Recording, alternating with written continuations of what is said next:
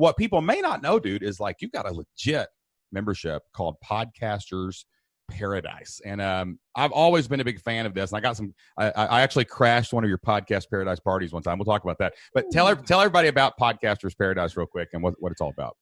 Yeah, so, it really goes back to 2013. I'm running along the bay in San Diego. Life is good. The sun is shining. And I'm kind of like just going over my head, just kind of like, okay, the podcast is going well. Sponsorships are rocking. I was actually running a really great mastermind called Fire Nation Elite, which we have like 75 members in. And it was just really, everything was going well. But I'm like, what is like missing? Like, what is something that I keep hearing from my audience over and over again? Because this is the key. I'm always talking to my audience. What are you struggling with? What are your obstacles? What are your challenges? And some of them were being like, like I just love sports and I'd love to start a podcast around sports. Or I love, gardening or ballet or fitness or fill in any of the blanks. They're like, and I'd love to share that voice with the world, but how do I even start? I'd always kind of point people to like, oh, here's this blog post here, or, here's this once kind of sketchy YouTube video there.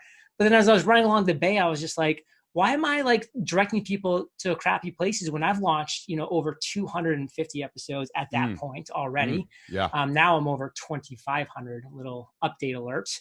And I was just like, why not just actually start a community around podcasting? And I'm looking around and I'm just like, man, I'm in paradise right now, running along the beach in San Diego. I'm like, paradise, podcasting, paradise.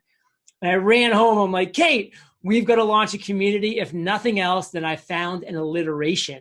Podcasters Paradise. It's got 2 P's, baby. It's got 2 P's, man. We're in. We're all in for the alliteration. That's what I'm talking about. 2 P's. And you know what I did, though? I did this, and be interested for your feedback on it, is I said, you know what? This might not work. People actually, just because they say they want something doesn't mean they actually want something, or doesn't mean they'll actually pay for something. I'm not doing this for free. So I went out, I emailed my audience, and I said, hey, a lot of people have been saying they want to share their voice, their message, their mission via a podcast. Kate and I are willing to create the podcasting community of podcasting communities. We're going to call it Podcasters Paradise because it's going to have all the video tutorials you need, all the templates you need, the community within a Facebook group. We're going to have everything you need to create, to launch, to grow, to monetize your podcast.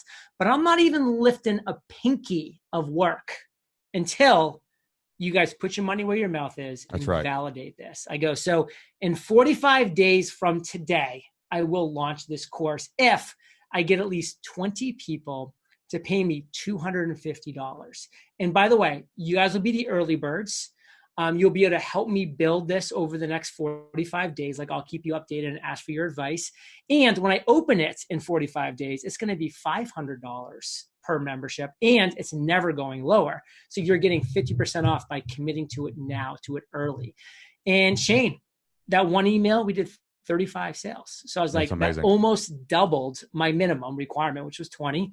We ended up with 35 people locking in $250 each to something that wasn't even, I hadn't done a minute of work for, just the email itself. But then Kate and I said, okay, this is validation. 45 days. We opened the doors as promised on October 31st, 2013.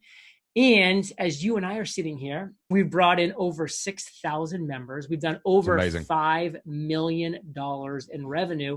And Shane, like we're bringing in people every single day in the Podcasters Paradise. And this has been, something we launched 6.5 years ago. So this membership thing, this has legs when you do it right. Yeah, that's what we did almost the exact same process with Flip Lifestyle. Is when we started our podcast, but then we started guesting and we realized our list was growing and we started getting those questions like, wow, you guys, how do I do that? You know what I mean?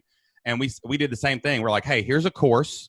We think it's going to look like this, right? Here's the outline, but it's probably going to change because you're going to tell us what to do, right?